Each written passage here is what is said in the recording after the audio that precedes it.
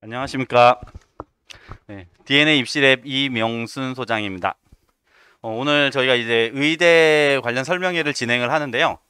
제가 수시 의대 전형하고 이제 면접하고 관련된 내용, 그러니까 면접 유형, 요거 몇 가지를 말씀을 드리고, 그리고 사실 의대에서 거의 가장 핵심적인 면접 유형은 우리가 소위 MMI라고 부르는 면접이고요. 그 면접과 관련해서는 저희 이재은 선생님께서 저 다음에 이어서 해주실 거고요. 그리고 의대이지만 사실은 그 이제 이공계랑 별로 다르지 않게 보고 있는 이제 연대, 그 연대는 또 이제 별도로 공부를 해야 되기 때문에 그 부분과 관련돼서 저희 방희근 선생님께서 이어서 또 말씀을 해주시도록 하겠습니다. 이렇게 지금 새 꼭지가 준비가 되어 있고요. 이미 아시는 분들은 아시겠지만 그래도 좀 진부할 수 있을지 모르지만 한번 그냥 들어봐 주세요. 일단은 수시하고 정시, 이거 언론에서 한 달 전쯤에 이제 보도가 됐었던 건데 그 어머님들 가지고 계신 것에 여기 나눠드린 배부 자료 속에 이제 다 들어가 있거든요. 그거 한번 보시면은 아실 텐데 되게 간단합니다. 뭐냐면은 그 지금 여기 좀 잘 안 보이는 것 같은데요. 91% N수생 비율 91%, 그리고 낮은 게 67%. 이게 20학년도, 21학년도, 22학년도. 그러니까 지금 사실상 정시 같은 데서는 정시에서는 재학생이 아니라 재수생이 이제 훨씬 더 재수생이 아니라 이제 N수생들이 활약하고 있다라고 하는 것은 아마 여러 경로를 통해서 많이 들으셨을 겁니다. 그래서 이걸 보여드리는 이유는 뭐냐면은 가급적이면은 이번 수시에서 무조건 다 해결을 해라라고 하는 거죠. 그래서 실제로 보면 이제 경험적으로 볼 때 물론 이제 정시로 의대를 잘 갈 수 있는 경우도 있기는 한데 이상하게 자꾸 미끄러져요. 그 재학생 친구들이. 그래서 보면은 실제로 이제 그 학습량이라든지 수능 준비량이라든지 이런 걸로 봤을 때 좀 차이가 많이 나는 것 같아요. 그래서 지금 이제 MMI 생각을 하고 계시겠지만은 의대를 수시로 써갖고 붙겠다, 그러고서 이제 오신 거겠지만 어쨌든 이번 수시에서 무조건 붙어야겠다라고 생각을 해야 될 것 같습니다. 그리고 그 다음에 있는 것은 여기 마찬가지인데요. 아까 앞에 건 이제 국립대고 여기는 그 사립대 자료들이에요. 여기서도 이제 마찬가지로 상당히 높게 나와요. 그래서 보통 이제 평균, 전체 평균으로 보면 한 75% 정도, 여기 보시면 나오지만 이 정도가 나오는 거죠. 의외로 서울대가 N수생 비율이 좀 더 이제 적게 나오는 이제 그런 양상을 좀 보여주고도 있습니다. 그래서 어머님들 그 자료에서는 이제 1, 2, 3, 그 20학년도, 21학년도, 22학년도를 이제 별개로 넣어 놓은 것도 있으니까 그것도 이제 참고로 봐주시고요. 어쨌든 수시에서 이렇게 붙어야 되는데, 우리가 보면은 그 수시에서 내가 사실은 이제 1단계를 통과해야지 이제 2단계를 가는 거잖아요. 그래서 이제 그 1단계 통과하고 2단계를 갈 수 있을지 없을지는 사실은 이제 제일 중요한 것은 첫 번째는 당연히 이제 내신이고 두 번째는 이제 비교과인데, 이제 보면은 사실상 어떤 사람들은 그냥 내신이 절대적이다라고 이야기를 하지만 사실 그렇지는 않거든요. 왜냐하면은 비슷한 내신의 친구들이 같이 썼을 때는 이제 떨어뜨리게 될 때는 사실은 이제 비교과에서 점수 차이가 나기 때문에, 그래서 비교과 관리를 좀 해주시면 되는데, 그래서 그건 그 뭐 저 말은 참 쉽게 하죠. 쉽게 하는데 실제로 3학년 때 아이들이 마지막 비교과를 막 채워 넣어요. 근데 지금 사실 그 얘기를 하려고 했던 것이 아닌데 그냥 갑자기 생각이 나서 말씀드릴게요. 이런 사례들이 있어요. 전부 다 의대로 도배를 해야지 붙느냐가 아니고요. 학교 생활을 얼마나 충실히 열심히 잘 했느냐가 중요해요.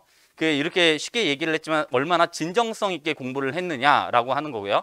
진정성 있게 공부를 했다라고 하는 말은 예를 들어서 여러 가지 의학 주제들이든지 자신이 관심 있는 뭐 그 생명과학이라든지 화학이든지 아니면 뭐 생화학이든지 이런 분야에서 내가 공부를 해갖고서 채워 넣었다, 생기부를. 그래서 고등학교 때는 잘 공부하지 않는 주제들로 채워서 넣었다 해갖고서 점수를 그냥 받는 게 아니고요. 그런 것들을 깊이 있게 공부를 해야지 받습니다. 깊이 있게 공부를 했다라고 하는 것은 뭐냐면은 레퍼런스가 중요해요. 레퍼런스가. 지금 이제 독서가 미반영이잖아요. 미반영인데 이거 그냥 팁으로 알고 계세요. 예전에 이제 보면은 평가를 할 때 이거는 그 어떤 식이냐면은 아이들이 공부를 했다라고 하는 연구 주제들이 있잖아요. 그죠? 그럼 연구 주제하고 관련된 책들을 예전에는 독서 활동란에서 다시 확인을 해요.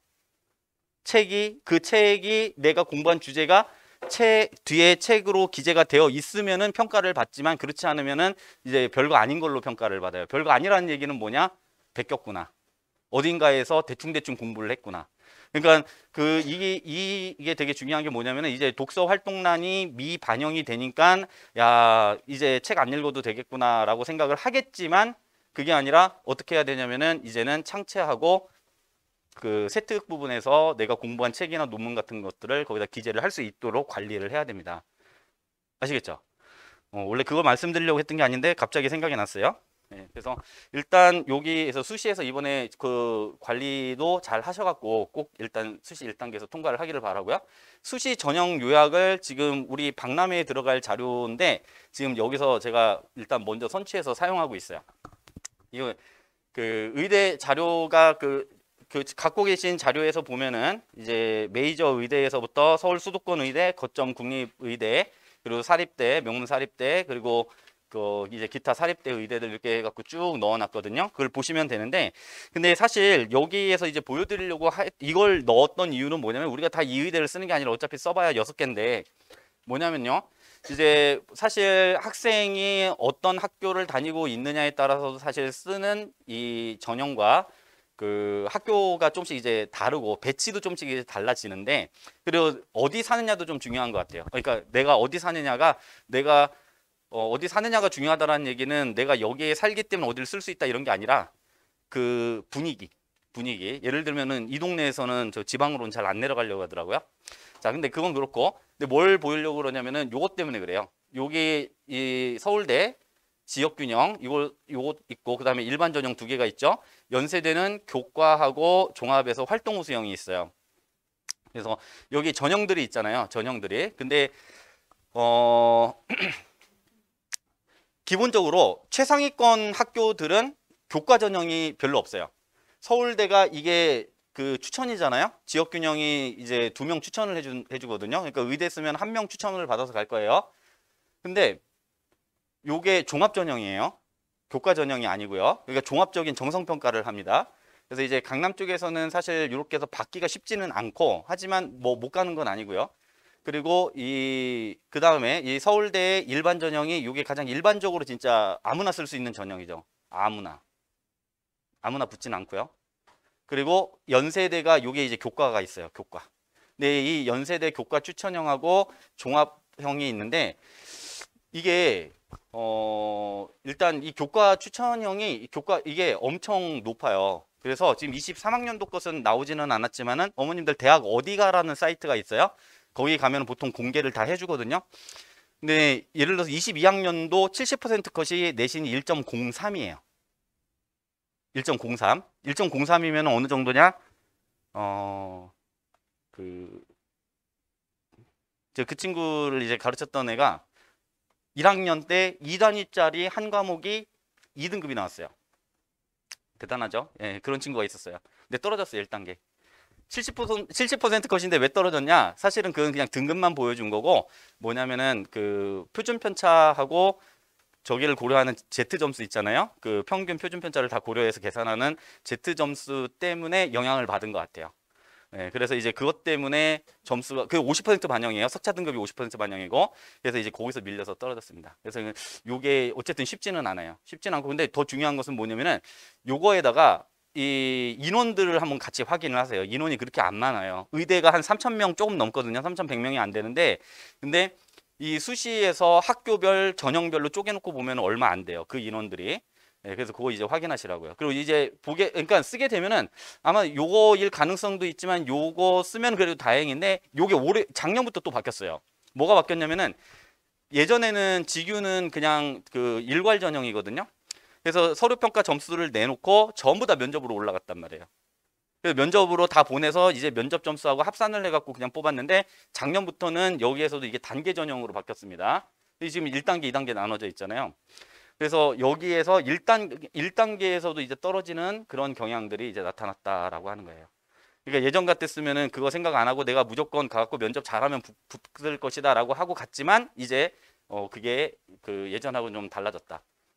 라고 하는 거예요. 그래서 1단계에서 떨어질 수가 있기 때문에 사실 1단계를 기대하는 전교 1등 친구들이 실망을 엄청나게 많이 할 수 있어요. 자, 그리고 이제 종합 전형 이렇게 있었고요. 여기에서 보게 되면 요걸 쓸 수도 있지만 이제 이것을 꽤 많이 쓰고, 그리고 여기는 보통 피하게 되죠. 이게 아까 이건 그냥 정량 평가를 하기 때문에 떨어질 수가 있고요. 그러면은 이제 이걸 보통 쓰죠. 그런데 이것도 좀 주의를 해야 되는 게 뭐냐면은 이거 보세요. 이게 지금 42명이죠. 그죠? 42명 작년 이건 올해 인원인데 작년에도 42명이었어요. 작년 22학년도 합격생 중에서 연세대 106명인가 돼요. 전체 정원이. 그 중에서 30 몇 명이더라? 34명인가가 영재학교 과학고예요. 자, 영재학교 과학고 애들이 뭘로 붙었을까요? 교과 붙었을까요? 이거 아니겠죠.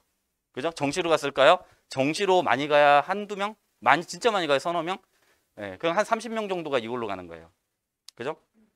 네, 이걸로 가요. 그럼 왜 이걸로 가냐? 이거 뭐냐면은 이따가 저희 방희근 선생님 저기 보여주실 자료를 이따 한번 보세요. 연대 근데 교과 전형도 문제 유형은 똑같습니다. 요거랑 알겠죠? 여기 한번 보시면 아시겠지만은 과학 과목이 2까지 다 나와요. 그래서 이제 그래서 제가 면접 공부를 어떤 과목들을 어떻게 생각하고 해야 되는지 때문에 지금 이것을 설명을 드리는 거예요. 그래서 의대 준비하는 친구들이 할 게 진짜 많아요. 할 게 많은 게 이런 것들 때문에도 그래요. 면접하고 관련해서도. 네, 그리고 여기 이제 성균관대학교 종합전형 25명밖에 안 뽑죠. 그죠? 이거 25명밖에 안 뽑아요. 그러니까 이것도 일반고 애들 일부러 피하죠. 이거 보통 안 씁니다. 이거 건너가요. 그리고 여기서 확인해 하셔야 될 게 뭐냐면은 요거 MMI 심층 면접이라고 돼 있죠? 여기요. 여기는 약간 다른 형태이기는 한데 과학으로 면접이 진행이 돼요. 그리고 여기도 MMI 됐죠? 이렇게 돼 있고 그다음에 카톨릭대 요거 이제 안 쓸 가능성이 크고요. 보통 요걸 많이 쓰죠. 종합 학교장 추천 전형으로 인원도 요게 더 많고요. 네. 그래서 요걸 쓰게 되고요. 여기 인적성 20분 돼 있고 자 그다음에 울산대 여기는 MMI 근데 여기도 인원이 너무 적어요. 그래서 이것도 잘 안 쓰고 고려대 여기 보면은 이제 교과 종합 이렇게 있잖아요. 여기 종합은 이제 영재과학고 애들 보통 그 친구들이 많이 쓰죠. 그리고 이제 교과하고 종합 여기 학업우 수영하고 여기에서가 이제 그 일반고 친구들이 보통 많이 씁니다. 그래서 물론 이제 자사고 이 친구들은 같이 섞어서 막 써요. 예. 자, 그래서 이걸 이렇게 보면은 근데 올해 이제 지금 이제 어머님 그 아이들이 그 학교 유형이 뭔지는 잘 모르겠는데 24학년도에 이 계열 적합형에서 뭐가 들어왔냐면 상황지 신문이 들어왔어요. 요게요. 그러니까 이게 MMI 문제 유형이거든요. 그래서 요게 들어와요. 그러니까 심층 면접, 일반 이공계 보는 면접 플러스 상황이 같이 들어온다는 거예요. 그러니까 사실은 이제 고대는 사실 MMI로는 대비가 되는 학교가 아니었는데 MMI도 공부를 해야 되는 그런 학교가 돼버렸어요. 그래서 요거 한번 유의해서 보시면 되고요. 그래서 여기 면접 유형으로 봤을 때 이렇게 생각을 하시면 돼요. MMI라고 써 있는 거 그리고 인적성이라고 써 있는 거 이것들은 전부 다 그냥 MMI로 퉁쳐서 공부를 하면 된다. 이렇게 생각을 하시면 되고요. 네, 그리고 그러니까 이제 뭐 그 원서 배분이야 이제 아마 좀 지나면서 생각을 좀 해보셔야 되겠지만, 근데 이제 뒤로 넘어가면 넘어갈수록 시험이 그렇게 뭐 복잡하지가 않아요. 뭐 서류 기반 면접 이런 것들이 이제 되게 많죠. 여기 지금 중앙대만 하더라도 이렇고요. 경희대 종합 여기에서 네오 르네상스죠. 이거 정말 많이 쓰거든요. 학생들. 근데 쪼개졌어요 인원이. 요게 생겨갖고. 교과 지금 그래서 지금 이렇게 쪼개졌다는 얘기는 이제 요걸 일반고 친구는 요걸 노려서 이제 지원을 해야 되는 상황이 펼쳐졌어요. 여기는 이제 자사특목애들 같이 엄청 많이 쓰거든요. 제시문 기반인데 요것도 사실 인적성이에요. 그래갖고 그 문제 유형 넣어놨으니까 한번 확인해 보세요. 보시면은 이런 문제를 가지고 애들이 시험 보는가를 알 텐데요. 그걸 보시면 알겠지만 이것도 MMI를 같이 공부를 하는 게 좋습니다. 자. 그래서 이렇게 돼 있고요. 그 다음에 이제 아주대라든지 이런 학교들 몇 개 있죠. 여기 사립대에서 그 서울 수도권에 있는 학교들 이제 집어넣었는데요. 여기 서류 기반 인성 면접을 했는데 얘네들도 이제 MMI 형태로 시험을 봐요. 그리고 인하대도 그렇고 그리고 가천의학학은 MMI라고는 하지는 않는데 얘는 서류 기반 면접이 좀 세게 진행이 되는 그런 면접이고요. 네, 없는 데도 있기는 하지만 이렇게 확인하시면 되겠습니다. 이런 식으로 해서 면접이 의대에서 보는 면접이 보면은 일단 MMI 그리고 그냥 의학계열 면접 퉁쳐갖고 의학계열이라고 말을 하거나 또는 인적성, 적인성의 의학적 인성 이렇게도 부르고요. 했는데 걔네들은 MMI 유형하고 대단히 유사한 유형으로 시험을 본다라고 하는 것을 기억하시면 되겠습니다. 그거 말고 그냥 이공계처럼 과학으로 시험을 본다라고 하는 데가 연세대 교과 추천하고 그리고 종합 그 활동 우수형 그리고 고려대학교 학업 우수형 이렇게 생각을 하시면 되고 서류 기반 면접은요. 서류를 가지고 이제 진실성 확인하는 문제만을 보는 것은 아니고요. 그거 가지고 이제 어떤 공부를 했는가를 깊이 있게 애들 계속 이제 질문해 들어가는 그런 이제 시험으로 보시면 되겠습니다. 그래서 사실은 이제 학업 능력을 평가할 수 있는 그런 서류 면접이 진행이 돼요. 뿐만 아니라 학생이 이제 보통 그 의료하고 의대를 가겠다라고 하는 아이들이 또 빼놓지 않고 하는 게 뭐냐면은 의료 윤리 공부하는 것들이 있거든요. 의료 윤리하고 관련된 이슈들 이제 그런 것들하고 관련돼서 이제 질문들이 계속 이제 던져질 수 있죠. 그래서 그렇게 던지면서 이제 아이의 그 인성이나 이런 것들을 볼 수가 있을 겁니다. 그래서 이렇게 진행이 된다고 보시면 되겠어요. 네, 그래서 여기다 넣어놨고요. 의대 면접 문제 유형을 보면요, 이런 문제를 시험 봐요. 이게 18학년도인가? 제가 지금 연도는 정확하게 기억이 안 나는데요. 그 막 섞어서 집어넣어갖고 기억이 안 나는데 이게 아마 18학년도였던 거예요. 뱅크시라고 하는, 뱅크시 혹시 아세요? 작년에 뉴스에서 엄청 많이 나왔었는데 4억짜리 영국 이렇게 기울어져 있는 집에다가 그림 그렸더니 4억에 계약이 됐던 것을 그림 그려놓고 가고 파기하고 70억까지 올라간. 우리 집에도 좀 그려주지. 이건 뱅크스인데 이게 이제 그래피티잖아요. 요거 가지고서 이제 뭐 문제는 뭐 여러 가지를 내요. 뭐 아니 근데 서울대나 이런 데서 MMI 문제는 어떤 식으로 시험이 어떻게 진행이 되냐면요. 보통 일단은 면접실 하나당 MMI잖아요. 멀티플 미니 인터뷰거든요. 그래서 미니인데 사실상 다른 학교 다른 과들 다 10분씩밖에 안 하는데 얘네들은 10분씩 5개 막 이렇게 진행이 돼요. 보통 그리고 서류까지 들어가니까 60분. 이렇게 해서 보는데 10분이면은 밖에서 이렇게 문제를 먼저 봐요. 요게 사실 제시문이 좀 더 있어요. 제시문하고 이렇게 2분 동안 봐요. 그러고서 문제가 없어요, 근데. 그냥 봐요. 보고서 이제 들어가면은 던지기 시작해요, 질문을. 그래서 그렇게 진행이 되거든요. 그러니까 아이들한테는 그래서 저 같은 경우에도 이제 수업할 때 애들한테 너네들 이거 보고서 문제 만들어 봐라. 네, 이렇게 돼요. 근데 23학년도 올해 서울대 시험에서는 한 문제씩은 주어졌어요. 그러니까 이제 화두가 될 수 있는 문제를 하나 딱 던져놓고 이제 꼬리로 계속 물어가면서 이제 질문을 던지는 거죠. 이런 식으로 진행이 된다고 보시면 돼요. 근데 제가 이걸 갖다 놓은 이유는 뭐냐면은 이러한 예술과 관련된 문제도 나온다는 거. 이것은 문과 애들도 인문계 애들도 보면은 어리둥절을 해야 하는 예술을 제일 어려워하거든요. 이과 애들 더 어려워해요. 예, 그래서 이런 문제들 나오고요. 이런 것도 나오니까 대비를 다 해야 된다라고 하는 거죠. 그래서 이제 이게 분류하는 사람마다 좀 분류 방법은 다른데 이제 제가 분류하는 방법은 이렇게 분류를 해요. 인문학, 사회과학적 소양 또는 이제 사고력 이쪽하고 관련된 문제가 이제 출제가 됩니다. 그래서 이런 것은 또 문제가 쭉쭉 이어지다가 보면은 네가 공무원이라면은 이것들 그림 어떡할래? 야, 그림이라고 지금 이렇게 얘기를 해버리면 안 되지. 이 그래피티들 어떻게 할래? 라고 하는 거죠.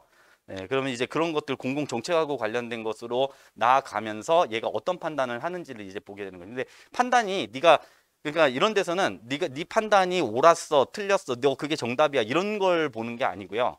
문제는 애가 그런 데까지 그 판단을 해 가는 과정에서의 어떤 논리가 되게 중요한 거거든요. 이제 그런 것들을 보게 되죠. 자, 그리고 이제 두 번째, 네, 이게 23학년도 작년 문제입니다. 이건 작년 문제인데 요거 비슷한 문제가 사실은 이미 연세대에서 나왔었어요, 예전에. 뭐라고 나왔냐면은 그때는 그 임산부석이 배려석이죠, 우리. 그죠? 그 배려석인데 이거 임산부석에서 어떻게 할래? 그러니까 뭐였냐면은 자리가 그 딱 이제 만약에 사람들이 그렇게 많지 않아서 자리가 좀 널널한데 너만 지금 못 앉아 있는 상황에서 임산부석이 비어 있다. 너 앉을래 말래? 근데 이게 그 제가 그 문제 애들한테 주고서 충격을 받았습니다. 어떻게 할래? 그랬더니 일단 앉겠다. 왜냐면은 효율적이니까. 그죠? 그리고 사람 오면 비켜주면 되니까요. 그죠? 저도 그렇게 생각을 해요. 그래서 앉겠다. 근데 너 임산부가 오면 어떻게 할래? 그러면은 비켜주겠대요. 자, 근데 우리가 임산부가 근데 저는 이렇게 봐도 잘 모르겠더라고요. 이게 진짜 임산부냐, 이게 잘못하면 실수할 것 같아 갖고, 네, 그래서 사실은 안 왔는데, 근데 이게 일단은 뭐 많이 좀 지나야지 이게 배가 볼록 나오잖아요. 그죠? 저 임신 초기에는 배가 안 나오니까 모르잖아요.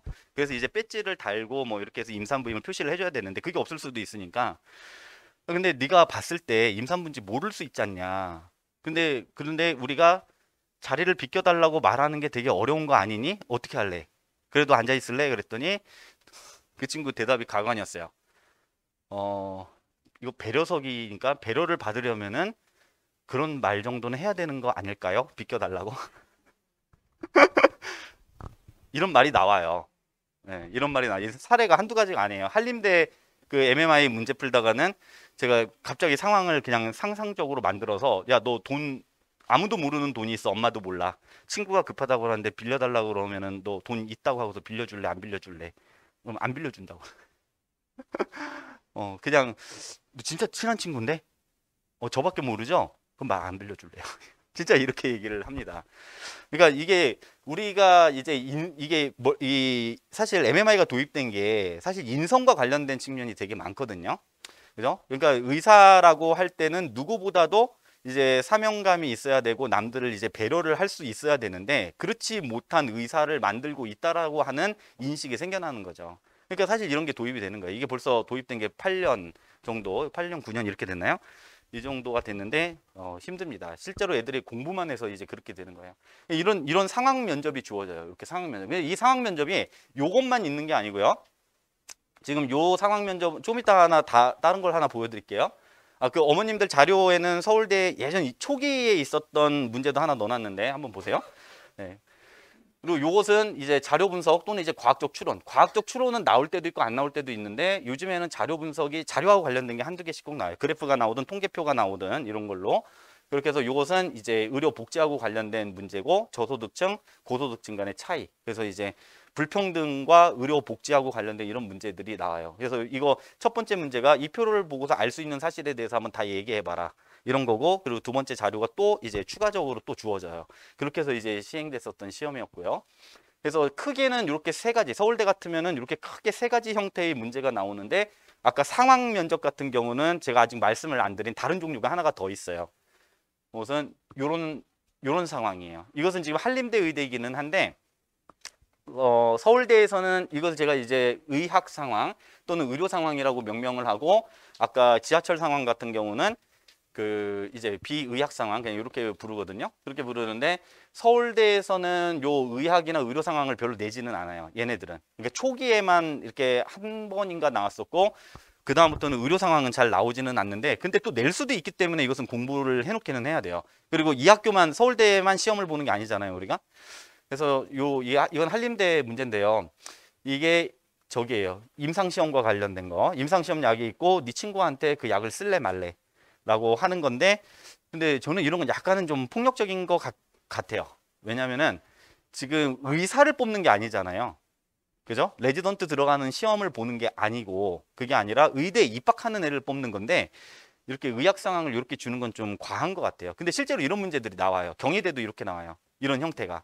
그러니까 이게 그래서 이런 것들은 사실 우리가 보면은 그 의료법이라든지 그 법을 다 공부하는 게 아니고 이런 문제시 될 수 있는 것들이 있어요. 그럼 몇 가지들만 그러니까 그 의료 상황에서 나타날 수 있는 문제들과 관련된 것을 조금만 공부를 해주면은 그러면 사실 이런 것들은 쉽게 풀 수 있어요.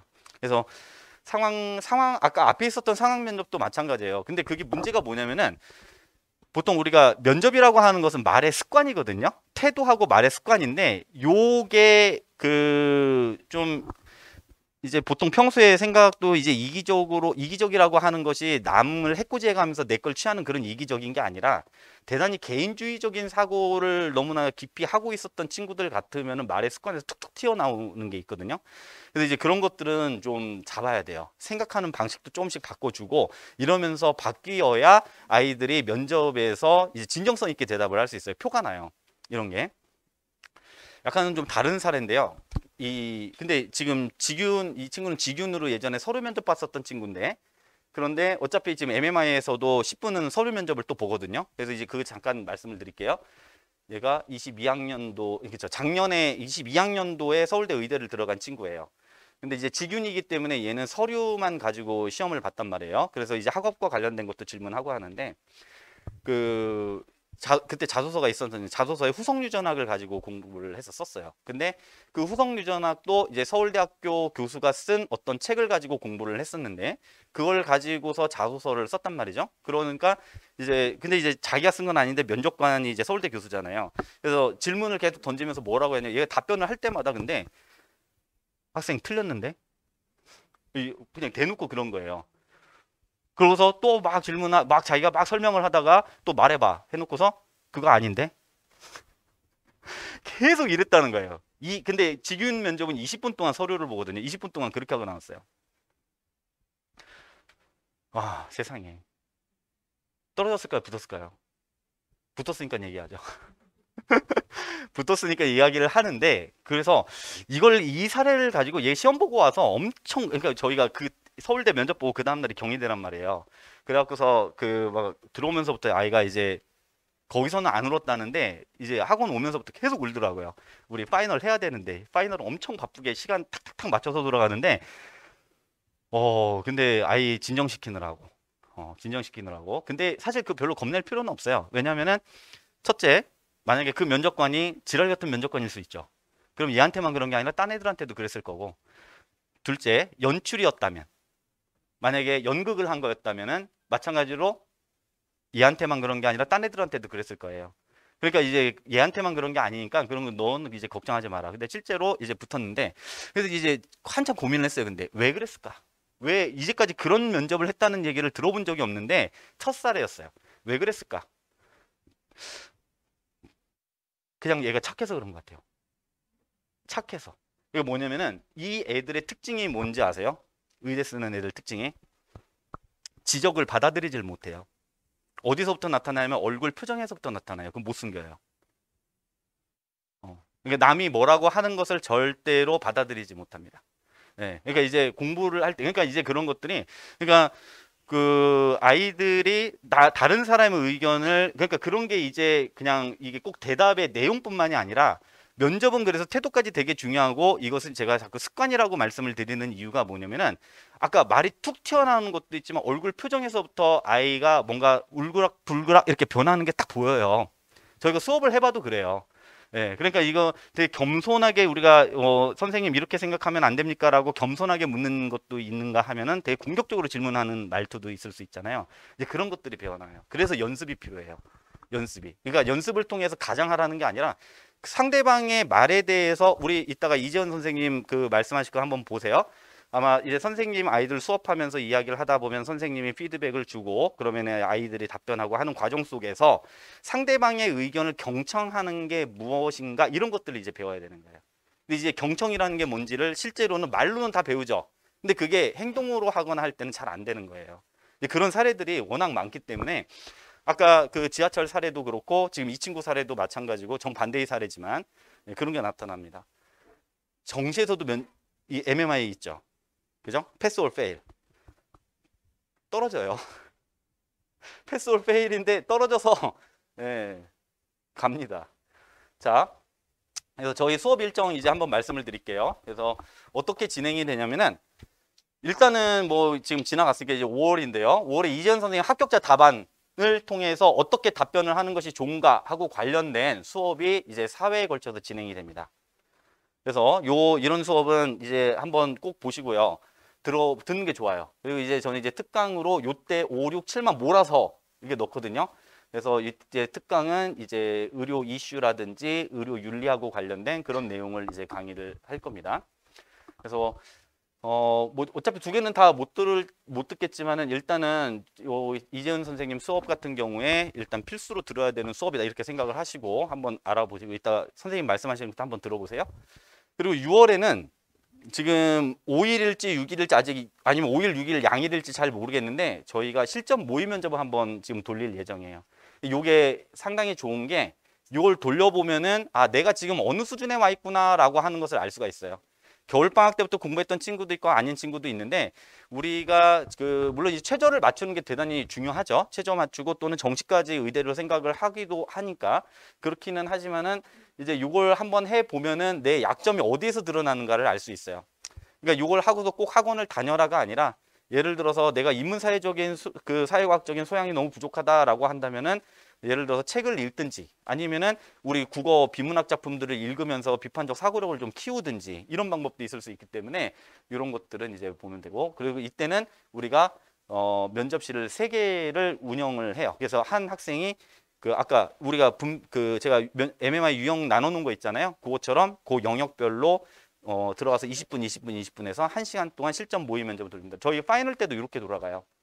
그리고 7월, 8월에는 방학 특강으로 이렇게 진행이 되는데 이것은 아직 계획은 정확하게 나오지는 않았는데 6회 또는 이제 9월 말까지 이렇게 잡는 이유는 뭐냐면요. 사실 10월까지도 갈 수도 있어요. 근데 이제 10월에 보면 연세대 교과 쓰는 친구들 교과 수업 이제 파이널 특강을 들어가야 될 수가 있고요. 예, 그래갖고 9월 말까지라고 보통 생각을 하시면 돼요. 그리고 이제 그때부터 막 시험이 시작이 돼요. 10월 중순부터. 그래서 일단 정규반으로 운영이 됐을 때는 이제 9월 말까지라고 생각을 하시면 되겠습니다. 그래서 여기 이제 명시한 이런 학교들이 있지만 사실 이거 말고도 MMI 보는 학교들에서는 좀 일부 연습이 다 필요한 학교들이고요. 네, 그래서 이렇게 진행이 된다고 보시면 되고 그리고 저희 방익은 선생님이 보통 이제까지 계속 이렇게 해오셨어요. 연세대 교과 추천형하고 활동 우수형 요거하고 관련된 요 수업을 또 계속 진행을 했습니다. 그러니까 요것도 같이 공부를 할 수 있으면 하는 게 좋아요. 아까 문제 유형 때문에 그래요. 이따 한번 확인해 보세요. 자, 그러고서 이제 9월까지 이렇게 수업을 듣고 나서 10월로 넘어가면 이때부터 이제 본격적으로 파이널이 시작이 됩니다. 그러면은 연세대 의대 교과 추천형 수업이 요게 진행이 되고요. 파이널로 진행이 될 거예요. 그리고 성균관대 의대 학과 모집, 성균관대 의대 파이널이 또 요때 진행이 돼요. 근데 제가 이 일정을 굳이 이걸 말씀을 드리는 이유가 뭐냐면은 시작을 하셔야 돼서 그래요. 왜냐면은 이 성대가 이런 걸 한번 보세요. 이게 요게 15일 날 시험인데 11일 날 발표죠. 발표 나고 나서 합격자 된 거 보고 할래 그러면 늦는 거예요. 너무 조금이다. 그리고 여기도 마찬가지죠. 성균관대도 22일 날 토요일 날 시험 보이는데 19일 날 발표가 나요. 그러니까 19일 날 내가 저녁 때부터 와서 해도 19, 20, 21 이렇게밖에 못 해요. 그러니까 사실은 여기서는 내가 실력을 엄청 향상시킨다 이런 것보다도 자기 최종 점검하고 들어간다라고 생각을 하셔야 되는 수업들입니다. 그리고 연세대 미래 의대 학교생활 우수자 이건 또 면접 유형이 좀 달라요. 또 여기 준비하는 애들은 또 요 층위가 또 조금 이제 나눠져 있어 갖고 공부를 안 하다가 이때 와서 하거든요. 그래서 이때 아마 강의가 열릴 수가 있어요. 근데 여기도 시험 공부할 저기는 그렇게 많지는 않습니다. 그리고 마지막 이제 11월, 12월인데요. 요건 그냥 파이널입니다. 파이널 때는 강의로 이루어지는 것은 저희가 이제까지 계속했던 것은 경희대.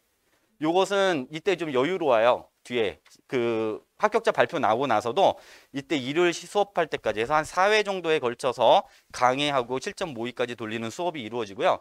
나머지는 이제 대부분이 이제 파이널 수업으로만 그냥 실전 모의로 돌리는 그런 수업들이 주로 열릴 겁니다. 그러니까 이때 가서 준비를 하겠다라고 생각하시는 건 좀 늦습니다. 늦고요. 그래서 요거 보시고서 이게 여기다 써놓은 날짜들은 작년 시험 일자예요. 그러니까 그거 참고를 올해는 아직 안 나왔어요. 그러니까 그거 참고를 하셔서 우리 아이가 어떤 전형을 보통 쓰게 될 거니까 수업을 어디까지 이렇게 해서 끝내놓고 수업을 이렇게 편성해서 들어가야겠구나라고 하는 것을 보시면 돼요. 저희가 이것은 몇 년 동안 계속 이렇게 해왔기 때문에 거의 어긋나지는 않을 겁니다. 그래서 이 일정 참고하시면 되고요. 그리고 이 이외에 1대1로 이루어지는 수업은 상시로 개설이 되기 때문에 그걸로 수업을 들으셔도 돼요. 근데 이제 오픈된 거나 아니면은 이렇게 실전 모의로 해서 공개적으로 이제 진행되는 수업이 일단 우선적으로 계획을 세우시는 데는 이걸 참고를 하시면 되겠습니다. 네, 일단 제 설명은 여기까지 이제 하도록 하고요. 이제 이것은 저희 DNA 입시랩의 밴드거든요. 여기 들어오시면은 계속 정보들이 올라오니까요. 저희가 브런치도 지금 5월에 브런치 하고 그리고서 7월 초에는 박람회를 또 하거든요. 그럼 또 이제 의대 관련해서도 섹션들이 또 따로 있어요. 그러니까 그런 것도 있으니까 여기 올라오는 소식들 계속 보시면 좋을 것 같습니다. 예, 저는 여기서 마치도록 하겠습니다. 안녕하세요. 혹시 너무 자주 뵙나요? 혹시 저 오늘 처음 뵈시는 분들 혹시 손 한번 다 거의 초미군요. 초면입니다. 반갑습니다. 제가 이제 할 이야기는 그 두 가지인데요. 5월 달에 뭘 할 거냐 이제 이거 하고 지난 겨울 학기를 진행해 본 결과 올해 고3들이 어떤 식으로 준비하거나 또는 대비하고 있는지 이 이야기를 해볼까 해요. 그러니까 겨울 학기 이야기는 복습이죠.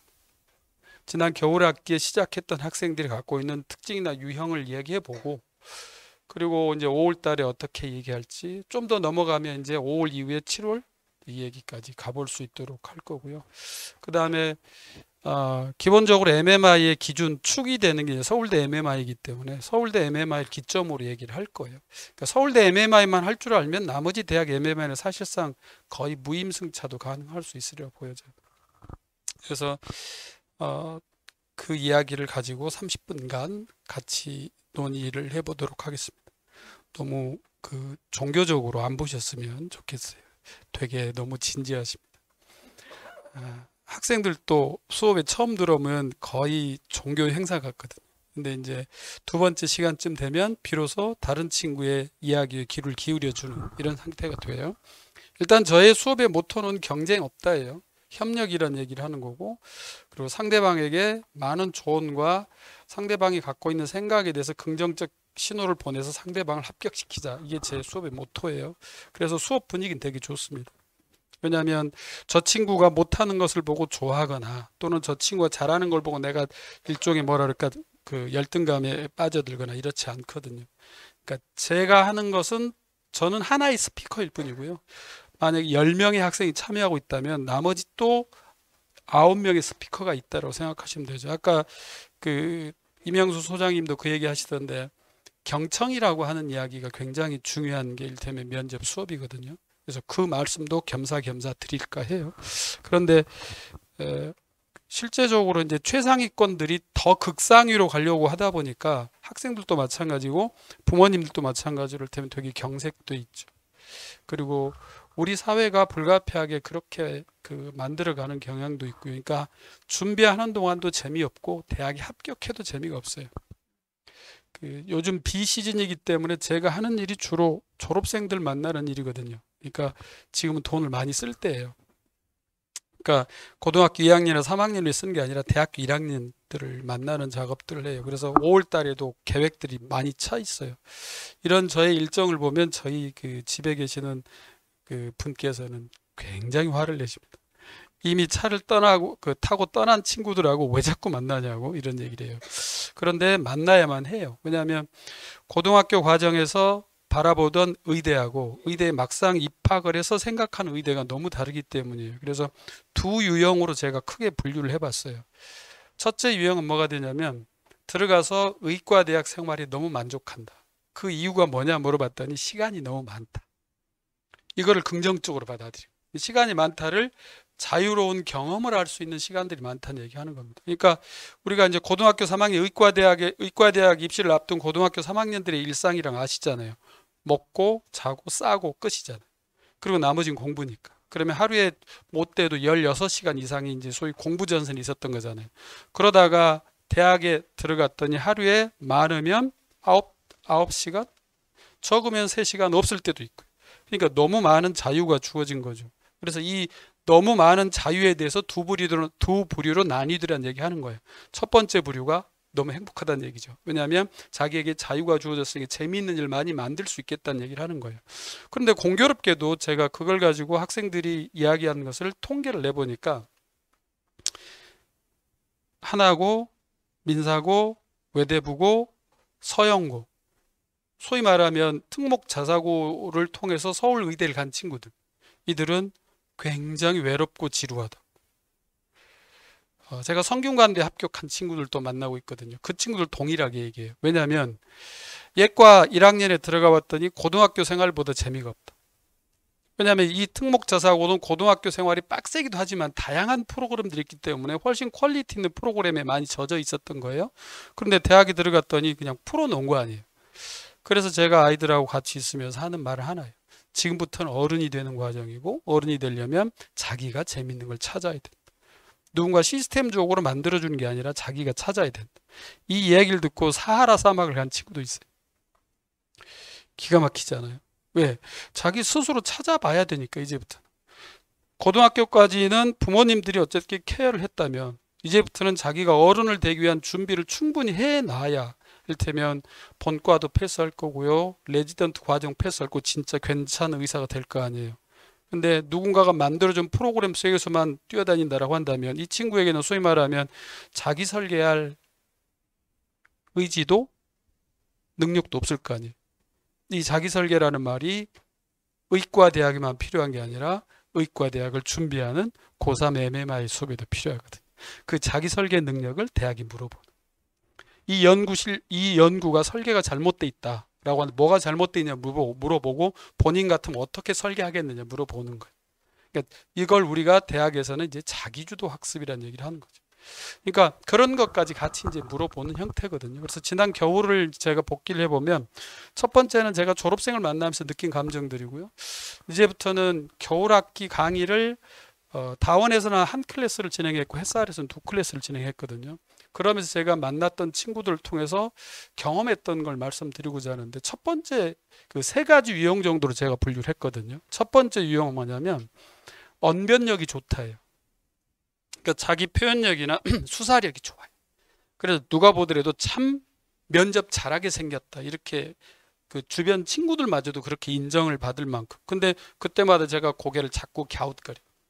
그러니까 소위 표현력이 좋고 언변력이 좋고 수사력이 좋은 친구들의 이야기를 듣고 있다가 제가 고개를 자꾸 갸웃거리거든요. 왜냐하면 저는 핵심을 보는 거고 주변 친구들은 말 잘하는 걸 보는 거예요. 다시 말씀드리면 이 언변력이 좋은 아이들 중에는 자기가 하고 있는 이야기가 마치 면접의 모든 것인 것처럼 이야기를 해요. 그런데 가만 듣고 있으면 뭐냐면 알맹이가 없어요. 이걸 잘하는 학교도 이렇게 돼 있어요. 하나고, 민사고, 외대부고, 서영고 등등의 특목고. 이 친구들 일테면 이런 능력들이 있어요. 왜냐하면 그 얘기 뭐냐면 그 학교에서 3년 동안 지내면서 토론이나 프레젠테이션이나 이런 것들 많이 해본 거예요. 그러니까 언어 구사력은 좋은 거죠. 근데 이 언어 구사력이 어디로 넘어오지 않았냐면 의대 면접으로 넘어오지 않은 거죠. 그러니까 제 책임이나 제가 해야 할 그 역할은 이 좋은 능력을 의대 면접으로 끌어붙이는 거예요. 그러면 의대 면접에서는 뭐냐면 이렇게 말 잘하는 학생들의 특징이 대부분 뭐냐면 평가형 말을 해요. 상대방이 이야기됐던 지문에 대해서도 평가를 많이 하는 거예요. 근데 평가를 많이 하다 보면 듣는 사람한테 거슬리는 게 많이 나오거든요. 그래서 저는 그 평가형 말하기 방식을 줄이고 그 다음 어떤 방식으로 넘어가야 된다고 주장하냐면 공감형 말하기 방식으로 진행해야 된다고 봐요. 공감형 말하기 방식이 되려면 뭐가 되냐면 자기가 말하는 시간을 줄이고 상대가 이야기를 들어야 되거든요. 제가 이를테면 겨울방학 때 학생들하고 같이 토론 형태의 수업을 진행하면서 느꼈던 감정이 뭐냐면 첫 시간과 두 번째 시간은 거의 퍼펙트하게 나타나는 현상인데 그게 뭐냐면 노래방 분위기. 자기 대답만 생각하고 있는 거예요. 친구의 이야기를 듣지 않아요. 그럴 거면 나올 필요 없어요, 학원에. 그건 저하고 그냥 카톡으로만 계속 해도 돼요. 그 얘기는 아까도 저희가 잠시 말씀드렸는데 스피커가 자신을 제외하고 10명이 있는 거예요. 그러면 다른 사람들이 이야기를 들어야 자기가 이를테면 가야 할 길을 잡아갈 수 있는 거거든요. 저는 그때 n분의 1밖에 안 되는 거거든요. 저의 시각은. 그러니까 그렇게 놓고 보면 평가형에 익숙한 아이들을 공감형으로 만들어가는 방식이 필요하겠다. 이게 첫 번째 제 생각이고 첫 번째 유형의 학생들이었어요. 두 번째 유형 뭐냐면 답변을 하면서도 확신이 없는 거예요. 뭔가 말 얘기하고 있거든요. 뭔가 말 이야기하고 있는데 확신 없이 이야기하는 거예요. 그러니까 뭐냐면 확신이 없다 보니까 제가 잠시만 몸을 틀거나 바닥을 보거나 하면 애가 멈춰요. 왜냐하면 자기 말이 틀렸다라고 생각하는 거예요. 평가자인 제가 다른 태도를 취하거나 몸짓을 취하면 네가 틀렸으니까 내가 이런 태도를 취하는 거야 라고 받아들이는 거예요. 다시 말하면 자기 자신이 지금 무엇을 답변하고 있는지 명확하게 확신에 차 있지 않다는 얘기 하는 거예요. 이 친구에게 가장 필요한 건 뭐냐면 자신감이에요. 그리고 어떤 이야기를 하더라도 상대방을 설득시키겠다는 욕심을 갖도록 만들어 줘야 되거든요. 그리고 내 주변에 있는 친구들이 내 이야기를 주목하고 있다는 사실을 알아야 되거든요. 그런데 이 친구들은 대부분 어떻게 하냐면 저하고만 해. 옆에 있거나 뒤에 있거나 앞에 있는 친구는 관심을 두지 않는다는 얘기 하는 거죠. 이건 좋은 방식이 아니에요. 그러니까 정말 좋은 방식은 이렇게 많은 학생 수가 들어온 강의가 필요한 게 아니고요. 맥시멈 한 10명쯤 들어와 가지고 일테면 하는 강의가 좋은 거예요. 사실은 한 20명만 들어와도 저도 벅차거든요. 왜냐면 학생들은 한마디씩 하다 보면 수업이 끝나버리기 때문에. 그런데 이 학생들은 자신의 답변에 자신이 없기 때문에 어떤 문제를 보더라도 일테면 눈빛이 흐려요. 근데 이거는 면접장에서 그대로 나타나요. 정확하게 모르고 있으니까 면접관이 어떤 문제를 묻게 되면 명확하게 답변하기 어렵겠죠. 생각해 보세요. 2분 동안 일테면 제시문을 독해하고 들어가는 거 아니에요. 2분입니다. 저도 2분 동안 못 할 거예요. 그렇지 않을까요? 가르치는 입장이니까 하나의 문제는 하나의 제시문을 저는 일테면 수십 분 볼 거 아니에요. 근데 학생들 입장에서 2분 보고 답변을 해야 되기 때문에. 근데 이따가 그 비밀이 하나 나오겠습니다만은 2분도요 더 줄어들었어요. 학생들이 일테면 텍스트를 보는 시간들이. 그건 이따가 말씀드릴게요. 그래서 이 친구에게는 자신감을 주는데 문제는 이런 거거든요. 옆에 사람들이 너의 이야기를 듣고 자신들의 답안을 수정하고 있다. 그걸 꼭 기억해라. 다시 말하면 너의 답변이 기준이 될 수 있다. 이런 얘기. 그런 얘기에 자신감을 심어줍니다. 그리고 마지막 세 번째 유형은 뭐냐면 요 유형이 제가 보기에는 시간이 꽤 많이 필요한 유형이에요. 우리 자녀분들 중에 있을지 모르겠는데 집에 가서 제가 꼭 카톡을 받았거든요. 그러니까 수업 시간에 다 할 수 없는 자기 답변을 일테면 톡으로 보내라고 해서 일테면 톡을 받으면 거의 모범 답안? 대학에서도 이 정도의 모범 답안을 써줄 수는 없겠다 싶을 만큼의 모범 답안이 날라와요. 그러면 제가 충격을 먹고 다음 시간에 와가지고 넌 여기서 다른 공부를 해도 되겠다라고 얘기를 해주면 얘가 고개를 팍 숙입니다. 왜? 차마 지금은 이야기할 수 없지만 이따가 톡으로 말씀드릴게요. 그럼 집에 가서 좀 제가 기다립니다. 이렇게. 그 톡으로 전달된 내용이 뭐냐면 선생님 2분에 걸쳐서 텍스트를 분석하고 각 문제에 대해서 1분 정도의 답변을 해야 된다고 한다면 한 세트를 해결하는데 10분 정도가 소요됐을 때 저는 무려 3시간 소요됐어요. 다시 말씀드리면 긴 시간을 주면 완벽하게 답변을 구사해내지만 시간을 축소시키면 뭐가 안 보인다는 얘기하는 거예요. 그래서 이 친구한테 제가 내렸던 하나의 방식이 뭐냐면 그러면 한 문제당 10분씩 줄여가 보자 계속. 그래서 그 친구는 지금 어디까지 왔냐면 처음에 3시간 답변하다가 지금 1시간까지 내려왔어요. 앞으로도 더 가야 할 길이 남은 거죠.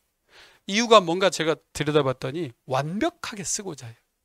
그래서 제가 5월 달에는 학생들하고 어떤 작업을 할 계획이냐면 졸업한 선배들, 합격한 선배들의 합격 복귀 답안과 불합격 복귀 답안을 보고 완벽한 답안이 있는지 보자라고 들어가요. 완벽한 답안은 나올 수가 없습니다. 왜냐하면 MMI 면접이라고 하는 게 완벽한 인간을 찾아내는 게 아니거든요. 보편적인 기준과 보편적인 윤리의식에서 부족한 아이를 추려내는 작업. 만약에 떨어졌다면 그 대학에서 요구하는 보편적 기준에 빠진 것.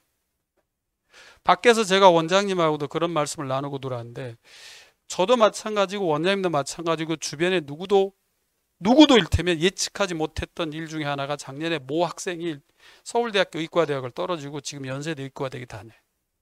근데 누구도 서울대 의과대학에 떨어질 거라는 예상을 해본 적이 없고 저도 그래요. 그 친구를 제가 사실은 오래 가르쳤거든요. 그러니까 이 친구는 제가 보기에 섣부르게 올해 수석 나온다. 그리고 수석이 나온다면 너야 라고 생각하고 있을 만큼의 아이였거든요. 그런데 이 친구가 서울대학교 의과대학에 떨어졌어요. 그 부모도 충격이고요. 저도 충격이고 학교 선생님도 충격이고요. 본인은 더 큰 충격을 받았을 줄 알았는데 안 받았어. 혹시 너 울었니? 울지 않았어. 그러면 너 골방에 처박혔니? 아니요. 지금 당구장이야. 굉장히 즐거운 영혼으로 살았다는 얘기를 했어요. 그러면 너가 떨어질 거란 예상을 했냐 물었어요. 그랬더니 떨어질 거라고 본인도 생각은 못했는데 연세대도 좋은 학교 이렇게. 일단 자기 합리화는 잘한 거지. 그러면 네가 왜 떨어졌는지 확인을 좀 해봐야겠으니까 답안을 보내줘봐. 받아보고 제가 바로 입을 닫았어요. 이유가 뭐냐면 저는 MMI를 단 두 글자로 줄이라고 하면 이 글자로 대답을 해요. 균형. MMI의 답변은 균형이 핵심. 균형이란 얘기는 우리나라의 어른들이 보여주고 있는 모습을 학생들이 그대로 닮아가거든요. 정치적으로 얘기하면 가장 쉬워요. 여기 국민의힘당이고요. 여기 민주당이에요. 이 대표 주자들이 나와서 토론을 하면 우리나라 토론 안 돼요. 상대방이 그냥 벽이 돼 있는 거죠. 그냥 벽 보고 막 쏟아내는 겁니다. 이걸 그 아이가 한 거예요. 근데 이걸 우리가 지난 3, 4, 5개월 동안 지속적으로 수정을 한 거예요. 그럼에도 불구하고 막상 면접장에 가가지고 이거에 원점으로 돌아가서 답변한 거예요. 그 얘기는 쉽게 바뀌지 않는다. 자기의 언어 습관이 쉽게 바뀌지 않는다. 언어의 내용을 구조화시키는 습관도 쉽게 바뀌지 않는다. 그래서 제 생각은 좀 빨리 당겨서 이런 고민을 해볼 수 있을수록 일테면 좋은 결과가 나올 것이라는 얘기입니다. 이 말씀 혹시 설득이 됐을까요? 조금이라도 더 자기 데이터를 갖는 거예요. 우리 저 교회식으로 얘기하면 선한 자기 마일리지를 갖는 겁니다. 자기가 계속 경험해보고 내가 이런 문제가 있고 이런 문제가 있다를 축적해놓고 그 문제에 대해 조금씩 수정 들어가는 작업들을 해야 되는데 이게 지금 적어질수록 뭐냐면 자기가 확신에 차지 않고 일테면 답변을 해야 되거나 또는 아까 그 친구 같은 경우를 평가할 때는 일면적이고 단선적이고 평면적인 답변을 했다고 이렇게 들어가거든요. 그러면 좋은 답변은 입체적인 거예요. 입체적이라는 뜻은 상대방의 견해도 수용하는 태도예요. 그래서 그 연습을 부단히 함에도 불구하고 지속화시킬 수 없었던 이유는 뭐냐면 다른 공부도 많기 때문에 그래요. 그래서 제가 지속적으로 뭐냐면 카톡으로 자기 답변을 보내라고 하거든요. 그래서 제가 이번에 이따가 카톡 얘기 잠시 나올 건데요. 저한테 지난 그 여름 학기서부터 또는 그 봄 학기서부터 저하고 수업을 통해서 수업 시간에 맞이하지 못했던 답변을 카톡으로 보낸 횟수를 쭉 조사해 봤어요. 근데 놀라운 사실이 저도 놀라웠거든요. 카톡을 많이 보낸 친구들이 불합격자가 없었어요. 이건 제가 믿는 하나님한테 맹세하고 드리는 말씀. 그 얘기 뭐냐면 자기 답변을 완성하고자 하는 아이들이 훨씬 구조적으로 답변을 잘했단 말씀이에요. 그런데 카톡이 일주일에 한 번 오거나 또는 10일에 한 번 오거나 또는 잘 안 오거나 이런 친구들은 제가 확인할 기회가 없거든요.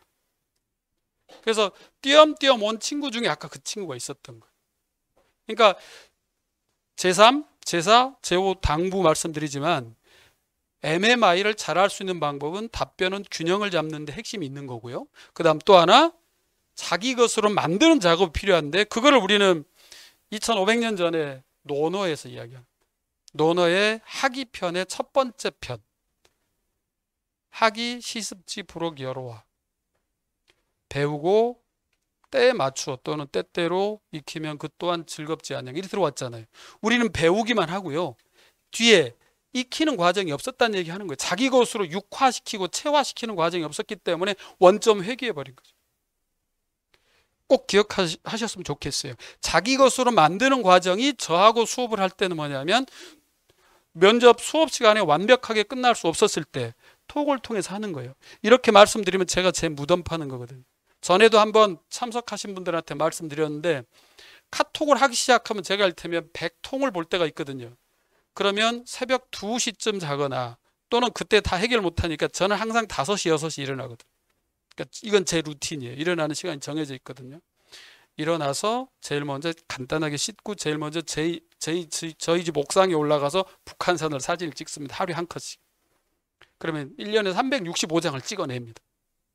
최근에는 하늘의 변화가 많아가지고 여러 장을 찍었어요. 그런데 그렇게 하고 나서 외람된 말씀인데 제가 크리스천이다 보니까 그때부터 기도하고 기도문을 30분 동안 기도문을 씁니다. 그리고 제 일기를 쓰고요. 그리고 나서 뭐냐면 우리 학생들의 카톡을 보기 시작해요. 그렇게 해서 학생들이 카톡을 많이 보내주면 제가 힘들어요, 사실상. 그래서 저는 차도 갖고 다니지 않아요. 3호선 구파발역에서 대치역까지 딱 1시간이거든요, 거의. 이 시간에 계속 카톡만 하는 거. 학생들이 보내온 답변에 대한 답을 하는 거. 그러니까 제가 힘든 거예요. 근데도 불구하고 제가 그렇게 했던 이유는 뭐냐면 작년에 그 친구들을 처음 만나보고 느낀 감정 때문이에요. 올해 좀 쉽지 않네. 왜냐하면 매년 그 학생들의 그룹의 성향들이 있거든요. 작년 학생들은 쉽지 않았어요. 제가 경험한 거. 제 경험으로 쉽지 않았거든요. 그래서 제가 제 무덤을 파면서 카톡이라고 하는 형태로 학생들하고 피드백을 한 거예요. 근데 올해 겨울에 만난 학생들은 또 달랐어요. 올 겨울 학생들은 제가 속으로 해보고 이거 했어요. 아, 올 여름은 조금 편하게 갈 수 있겠다. 그거는 겨울 학기에 만난 친구들이에요. 이제 봄 학기하고 여름 학기에 만나면 또 달라질 수 있거든요. 그러니까 빨리 시작한 친구들이 보다 잘하는 경향들이 있다는 얘기하는 겁니다. 제 기준으로 퍼펙트하게 잘한다는 얘기는 있을 수 없는 거고요. 제 기준으로 70%만 잘해도 합격이거든요. 그래서 저는 지난 겨울에 공부를 같이 했던 친구들 벌써 리스트를 뽑아놨어요. 아, 이 친구는 합격권, 이 친구는 이런 부분을 수정해야 돼, 이 친구는 이러이러한 조언을 해줘야 돼라고 이렇게 만들어 놓은 겁니다. 이 말씀을 겨울학기에 대한 복기를 먼저 말씀을 드리고 이제 들어갈 거예요. 여기까지가 그래서 프롤로그였습니다. 이제 본편을 좀 볼 건데요. 본편 10분에 시작해서 저한테 10분 남았습니다. 그래서 만약에 이 자료를 다 못 보면 여기 제 이메일 주소에 이 자료를 요구하시면 제가 메일로 보내드릴 거예요. 메일을 보시면 충분히 이해할 만한 부분이라고 보여집니다. 그래서 뒤로 넘겨가면서 볼게요. 5월의 스토리라고 제가 제목을 잡았는데 괜찮죠? 아니 5월에 무엇을 어떻게 할 것인가 이런 숨 막히는 것보다 낫지 않아요? 그 이야기는 이런 거예요. 재밌고 약간 자유롭게 준비한 아이들이 잘하더란 얘기하는 거예요. 경직돼 있는 애들은 불가피하게 더 경직되더란 얘기하는 겁니다. 그래서 기왕이면 자기 스토리를 만들어 가자 차원에서 이렇게 잡았고요.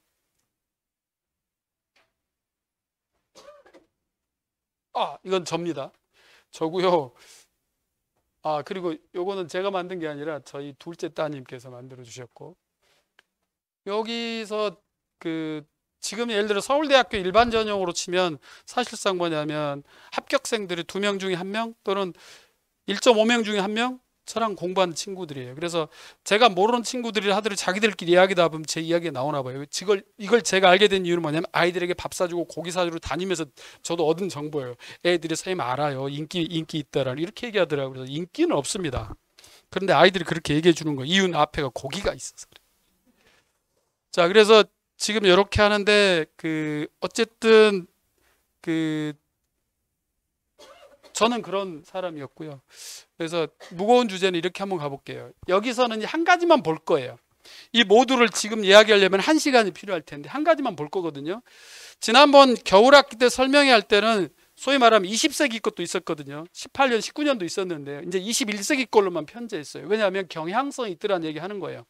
원래 원칙의 경향성은 이런 겁니다. 방 하나에 나타날 수 있는 조건들이거든요. 이렇게. 그러면 어떤 부분을 보시면 되냐면 여기에 나와 있는 이런 어떤 텍스트들을 보시는 게 아니라 위에 이런 거를 보시는 거예요. 그러면 이렇게 나오잖아요. 우선순위 결정, 의사결정 뭐 이렇게 나오잖아요. 그러면 첫 번째 상황방에서 핵심으로 물어보고자 하는 것은 우선순위나 의사결정하는 능력을 확인해 보겠다는 얘기하는 거예요. 거기에 해당하는 텍스트들이 배치되어 있는 거고요. 그렇게 되고 두 번째 방에서는 이제 소위 말하면 도표, 그래프 또는 정책적인 것들이 나오는 거예요. 이 방은 올해까지도 그렇게 나온 거고요. 여기는 조금 BMMI적인 요소가 많이 반영돼요. 그리고 여기서부터 이 두 가지는 거의 대부분 뭐가 되냐면 소통, 공감, 윤리 이런 형태로 빠지는 형태거든요. 근데 이거를 보자라는 게 아니었어요. 이거를 보자라는 게 아니라 제가 보고자 하는 것은 추라고 써 있는 걸 봐달라는 거거든요. 그러면 2020년도에는 추가 지시문이 하나도 없어요. 추자가 붙었다라는 얘기는 추가 지시문이라는 얘기 하는 거예요. 아이들이 2분 동안에 면접 시험장에 들어가기 전에 제시문을 독해하고 들어가는 거거든요. 일대 100% 독해하고 들어간 아이들은 없거든요. 그러니까 그것 때문에 쫄 필요는 없어요. 80%만 독해도 괜찮아요. 그리고 면접관들이 조금씩 도와줘요. 면접관들은 저승사자가 아니거든요. 자신의 제자를 뽑으려고 하는 거예요. 여기 이 친구 괜찮다 싶으면 도와줘요. 이거는 제가 여러 차례 경험을 통해서 알고 있어요. 심지어는 몇 차례 제가 여기저기 말씀을 드렸는데 생텍쥐베리의 어린 왕자라고 하는 텍스트가 나왔을 때요. 거기에 보면 코끼리를 삼킨 보아뱀의 그림이 이렇게 나온단 말이에요. 그 이미지가 나오는데 학생한테 질문하는 거예요. 뭐라고 질문하냐면 이게 뭘로 보이니? 그러니까 학생이 뭐라고 하냐면 코끼리를 삼킨 보아뱀. 두 번째도 코끼리를 삼킨 보아뱀. 면접관 그거 말고 약간 짜증스러워졌어요. 그랬더니 이 친구가 거기서 생각에 전환을 이룬 거예요. 이거는 생텍쥐베리의 생각이지. 그러면 나에게는 무엇으로 보이냐는 얘기 하는 거예요. 이 연습을 우리는 초등학교 저학년 때까지 하고 버렸어요. 유치원 때 얼마나 많이 했습니까? 왜냐하면 보이는 대로 사고하는 거 유치원적 사고예요. 시각적 사고니까. 그러면 대학에서 요구하는 건 분석적 사고를 요구하는 거예요. 분석이라는 얘기는 그 코끼리를 삼킨 보아뱀을 연령대별로, 성별로, 인종별로 또는 국가나 지역사회 어떤 공동체 성향별로 보면 다 달라질 거 아니에요. 그래서 이 친구가 갑자기 바꾼 거예요. 10대, 20대, 30대, 40대로 나누니까 관점이 4개가 나오죠. 그래서 나이 들수록 중졸모 형태로 가는 거고요. 어린 아이들은 동굴의 입구라고도 가고요. 여러 가지 관점을 얘기한 거예요. 그래서 이 친구는 패스해서 지금 서울대학교 본과 4학년, 본과 3학년입니다. 3번의 기회를 준 거예요. 그 얘기를 가지고 우리가 힌트를 얻는 겁니다. 그 얘기 뭐냐면 함부로 떨어뜨리지 않는다. 마음에 드는 친구에게는 소위 말하면 여러 번 기회를 준다는 얘기 하는 겁니다. 그러니까 쫄 필요가 없다는 거예요. 그리고 제가 학생들한테 이렇게 얘기하거든요. 면접장에서 너를 도와줄 사람은 그 2분밖에 없다. 모르면 물어라. 묻는 것은 감점 아니다. 그리고 좋아할 수 있다. 왜? 그들도 따분하다. 하루 종일 얼마나 따분하게. 그러니까 물어주는 건 좋다. 교수님, 사실은 제가 이 부분은 아직 생각을 못했는데 혹시 다른 관점으로 다시 한번 설명해 주실래요? 해줍니다. 그런데 이런 용기 있는 친구가 몇 명 있을까요? 저한테도 안 하는데. 그래서 우리는 수업 시간에 계속 그렇게 하고, 저는 웬만하면 단상 위에 있지 않고 내려가고. 그래서 기본적으로 뭐냐면 잘 보시면 추자가 많이 붙었다는 얘기는 밖에서 2분을 봤잖아요. 그런데 이거는 2분 동안이라는 분석 시간이 있었잖아요. 근데 면접장 안에서 갑자기 주는 거예요. 단 1초도 기회가 없었죠. 그래서 면접관이 조금의 시간을 줄게요. 그럼 조금의 시간은 20초에 30초거든요. 20초에 30초에서 그 지문을 봐줘야 돼요. 이따가 나올 거예요. 그런데 잘 보십시오. 2021학년도에 추가 등장했죠. 근데 저기는 등장할 수밖에 없어요. 코로나 첫 해예요. 방 하나에서 20분 동안 본 거예요. 방 하나에서 10분 하는 거 아니에요. 그런데 20분 했다라는 얘기는 20분 하면서 추가 지문이 들어갔다라는 얘기는 실제로 10분에 2개 줬다는 얘기 하는 겁니다. 왜냐하면 면접관들도 지문 하나를 가지고 20분 누가 버티겠어요? 저라도 못 버텨요. 그렇지 않을까요?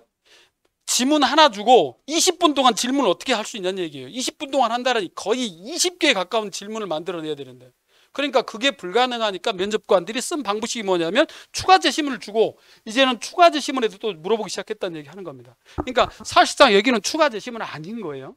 그런데 22학년도에 갔더니 2방에서 추가 제시문이 떨어지는 거예요. 2방에서 떨어졌다는 얘기. 이 방은 결국 뭐가 되냐면 독해력이 훨씬 더 중요해졌다는 얘기죠. 짧은 시간 안에 파악해야 되니까. 그런데 올해 같은 경우는요, 직윤도 마찬가지, 일반도 마찬가지인데 직윤의 케이스를 보시게 되면은 추가 1, 추가 2가 있죠. 이따가 보실 거예요. 그러면 추가가 많다라는 얘기는 학생이 원래 2분 동안 보고 들어갔던 제시문이 사라지는 거고요. 새로운 제시문에 대한 질문이 등장한 거잖아요. 그러니까 순발력 있게 독해가 가능해야 되잖아요. 여기서 저는 정치적 의심을 해요. 작년에 현직 우리나라 대통령께서 했던 말 혹시 아시죠? 지난 한 해 동안 우리 사회의 가장 큰 화두, 문해력이에요.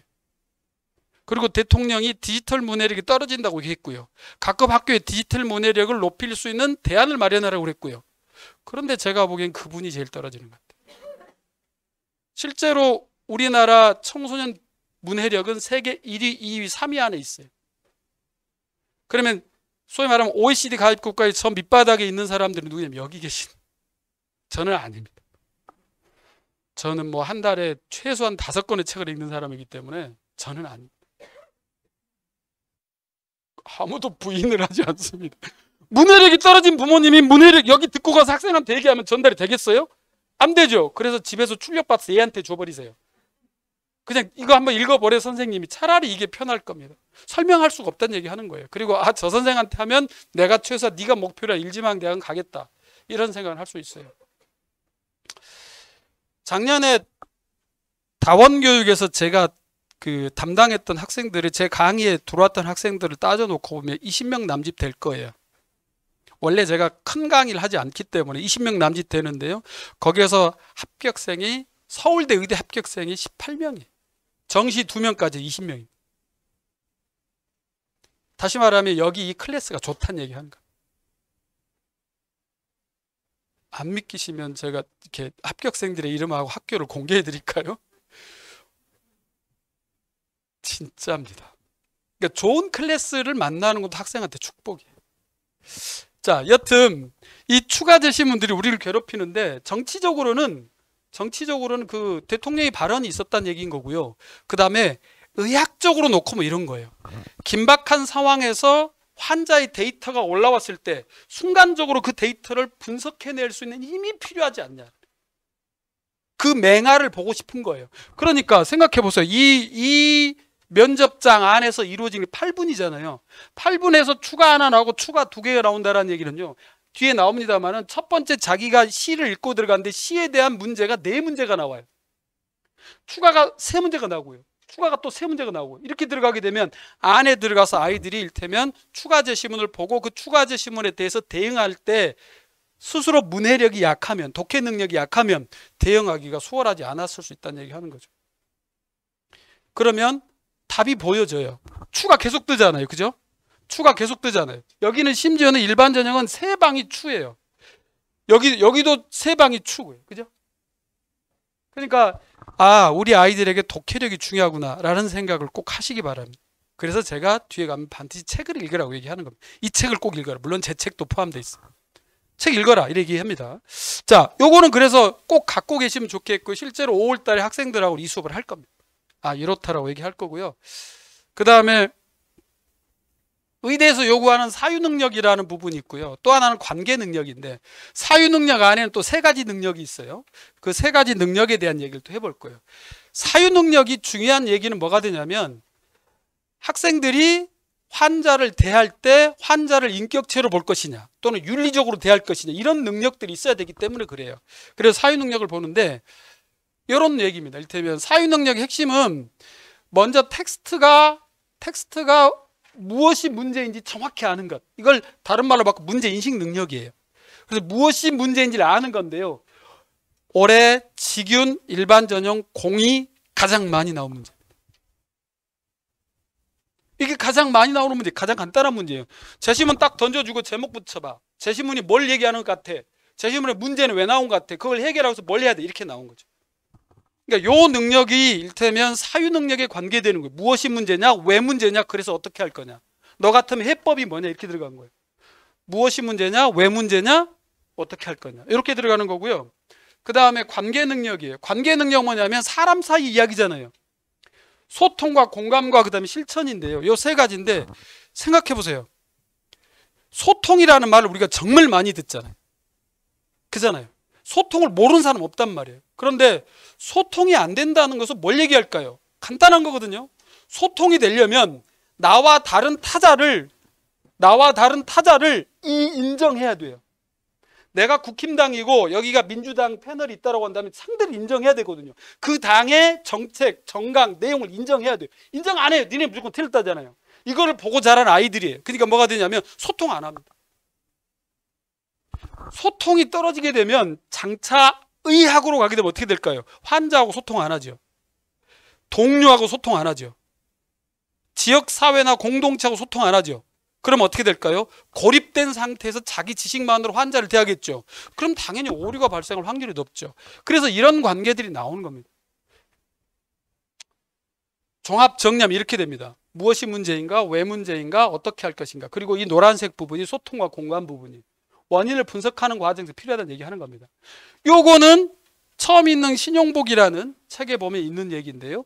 신용복 선생님이 하시는 가장 핵심적인 얘기예요. 머리로 생각하고 가슴으로 공감하고 그것을 발로 끌어내려 실천하라는 얘기.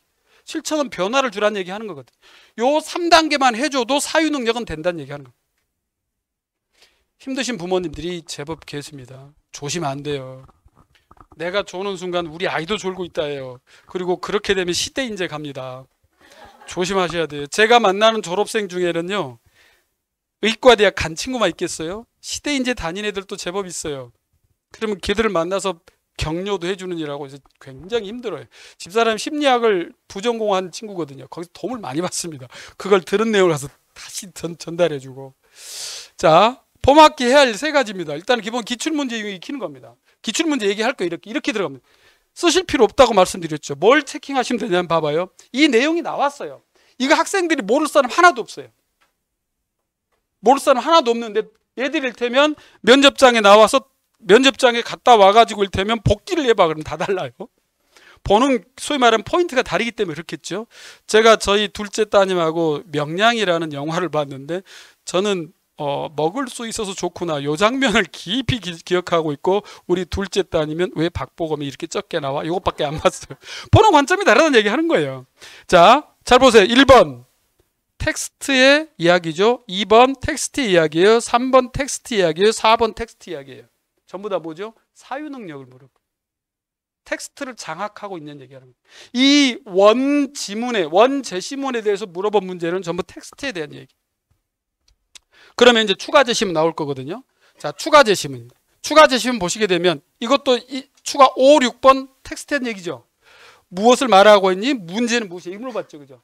그러니까 문제에 대한 인식 능력이 굉장히 중요한 거죠. 자, 그런데 7번, 8번, 9번이 달라졌어요. 이때부터는 관계 능력으로. 공감과 배려 라인으로 가는 거예요. 축이 확실히 나눠지죠. 여기서 끝났으면 얼마나 좋았을까요? 추가가 한 번 더 나와요. 요 문제는 추가가 여기서 끝났어요. 그러니까 정확하게 이 문제는 테니스 엘보 문제가 나온 것은 두 가지로 나눠진 거죠.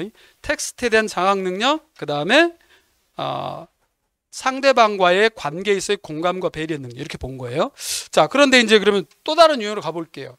요거는 이제 이어령 박사의 시가 나온 거예요. 이어령 박사가 자기 딸이 큰 병에 걸려서 돌아가신, 그러니까 아버지보다 먼저 죽은 딸아이에 대한 이야기인데 첫 연과 마지막 연만 삭제하고 이 원문이 다 나왔어요. 그래서 학생들한테 뭐가 기억나 물어봤더니 이것밖에 기억을 못했어. 이거밖에. 그걸 보고 제가 아무리 시를 많이 읽는다 하더라도 제가 이 중에서는 제일 많이 읽었을 거예요. 아침마다 제가 읽는 편수가 10편이거든요. 계속 시는. 근데 요것만 가지고 추적 들어가다가 추적을 못했는데 서울대하고 발표를 해줘가지고 알게 됐어요. 저도. 자, 여기도 잘 보세요. 자, 잘 보십시오. 뭐죠? 기억에서 작가는 어떤 마음? 그러니까 상대방이죠. 그죠? 공감이에요. 공감. 그 다음에 이건 뭐예요? 너를 보면 어떤 마음? 공감이죠. 그죠? 요거는 지금 뭐가 안 나왔냐면 텍스트 자체에 대한 이해가 아니라 바로 공감 들어갔죠. 이유는 뭘까요? 미체, 예술. 우리의 공감 능력을 테스트하기 제일 좋은 장르들이에요. 근데 이거를 우리 언제 버려요? 초등학교 4학년 이전에까지만 하고 초등학교 9학년 되면 버리잖아요. 그러니까 대학은 우리 아킬레스건을 알고 이걸 내려 밀어간 거예요. 재밌는 것은 MMI에 무슨 시가 나와라고 자꾸 주변에서 얘기가 많았거든요. 저는 계속 시 나올 거라고 그랬어요. 왜?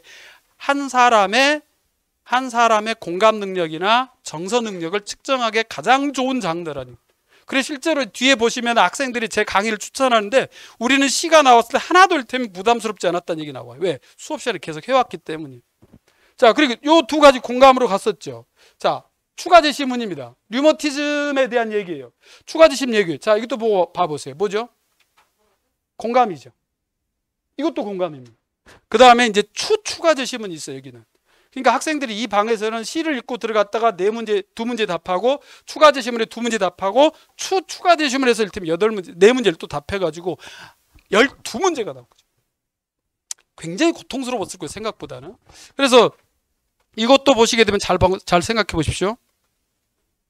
얼른 보면 공감이 아닌 것 같지만 뭐라도 있어요. 글쓴이라면 네가 그 입장이라면 역할을 바꿔보는 거죠. 그 다음에 다른 문장으로 해석할 여지가 관점을 달리해서 해석해달라는 얘기 하는 거예요. 환자의 질병을 보는 기준 또는 환자가 질병에 걸렸다라고 한다면 하나의 원인으로 질병에 걸리지 않는다. 그래서 지금 우리는 다학제적 시스템 속에서 환자의 질병을 관리하잖아요. 그러니까 너도 어떤 대상을 보거나 어떤 대화를 볼 때 그것이 갖고 있는 다른 관점도 생각해보라는 얘기 하는 거예요. 그리고 또 공감. 그죠? 그러면 시라는 텍스트, 예술이라는 텍스트가 등장하면 기본적으로 공감 능력을 확실히 물어본다는 얘기 하는 겁니다. 자, 그래서 이제 기출문제에 대해서 두 가지를 이렇게 제가 살펴드린 거고요. 이 이야기는 제가 5월 달에 학생들하고 쭉 할 거예요. 전체를 다 놓고 할 겁니다. 그래서 왜 이런 문제를 대응해야 되고 이런 방법으로 공부를 해야 되는지 아이들이 알고 해야 되기 때문에 말씀드리고 책은 천천히 읽으라는 얘기입니다. 아주 찬찬히. 첫 번째 책이 제 책입니다. 신영복 선생님의 책을 그 사상을 제가 10가지 관계라는 키워드로 정리한 거거든요. 이거는 이제 여름방학 때부터 강의를 시작하게 되면 주 교재의 형태로 써요. 그런데 오늘은 제가 저 책뿐만 아니라 요거는 학생이 제가 했던 말을 그대로 따라 했다는 얘기 하는 겁니다. 선생님께서 5번만 읽으면 무조건 서울대 간다라고 하셨는데 양심 고백을 하자면 3-4번 정도 읽었다. 그래서 서울대 간 케이스예요. 요거 하나. 뭐라도 믿음의 동아줄입니다. 이 책을 제가 권해요. 서울대 출판부에서 나온 걸 권합니다. 논어의 2번이 굉장히 많거든요. 논어의 2번이 많은데 제가 이걸 권하는 이유는 여러 권의 논어를 제가 쭉 보니까 이게 가장 정통적인 해석이 돼 있어요. 그래서 요걸 보십사라고 하는 겁니다. 학생이 이게 논어가 전체 20편이라 되기 때문에 굉장히 방대한 양이거든요. 그러면 어떻게 하면 될까요? 학위편 1편 오늘, 학위편 2편 내일 이렇게 가면 돼요. 그래서 끝까지 다 읽으려고 할 게 아니라 오늘 한 편씩만 계속 읽어가는 겁니다. 그렇게 이야기를 접근해 가보면 관계 능력, 그 다음에 상대방을 대하는 능력 등등 다 이해할 수 있는 형태가 나와요. 2500년 전에 지혜를 빌어서 우리가 가고자 하는 대학을 밀어붙여보겠다는 얘기 하는 겁니다. 그래서 저랑 수업하다 보면 저의 모의 면접 문제에 논어가 많이 등장해요. 좋은 책이라는 말씀이에요. 그리고 이제 좋은 강의 선택해야 되는데요. 이거는 제가 원래 추구하는 형태의 강의 포맷이에요. 30분 영상을 보고 60분 예상 주제 강의하고 30분 기출문제 복기답안 60분 동안 뭐 하냐면 학생들하고 모의 면접. 그래서 저의 강의 모토는 모든 것을 강의실에서 다 해보자 라고 하는 겁니다. 밖으로 돌리지 말고. 그런데 5월 달에는 이렇게 진행하는 겁니다. 5월 달에는 1주차, 2주차, 3주차, 4주차로 나눠가지고 학생들이 보내준 복기답안을 학생들에게 제가 줄 거예요. 1인당 한 문제당 기본 5개 정도를 줄 거거든요. 그걸 가지고 학생들이 일테면 자기가 생각하는 1순위 답안부터 5순위까지 뽑아보도록 할 거고요. 그리고 1순위와 2순위나 3순위를 버무려서 자기 답안을 만들어보도록 할 거고요. 그걸 가지고 발표를 시켜볼 이런 형태예요. 그렇게 만들어 가는 거고요. 요거는 그러니까 소위 복기답안 중심, 기출문제 중심이라면 이건 제가 출제한 모의면접 문제를 가지고 하는 거예요. 그래서 소위 동료평가를 진행하는 방식인데 학생들이 굉장히 좋아하는 긴장감 높은 형태예요. 정말 애들이 많이 쫄고 저는 그걸 보면서 즐겁습니다. 자, 그리고 추천자 이야기는 이 시간에 제가 다 드릴 수가 없기 때문에 요거는 저한테 아까 제가 말씀을 드렸는데 다 제 자랑입니다. 아까 요거 카톡 주고받은 거예요. 다른 거 보실 건 없어요. 시간을 보셔야 돼, 시간을. 영재고 학생들이 주로 보는 게 점심시간이더라고요. 보시면 낮이잖아요. 그러면 제가 미친 듯이 또 쉬는 시간에 답을 달아요. 왜냐하면 바로바로 하지 않으면 쌓이고 학생도 잊어버릴 수 있기 때문에. 그리고 저기 보면 밤 10시 30분이잖아요. 그러면 저 친구가 저 때 보냈을 때 제가 오전 6시 44분에 답변을 하고 있어요. 이것도 역시 마찬가지예요.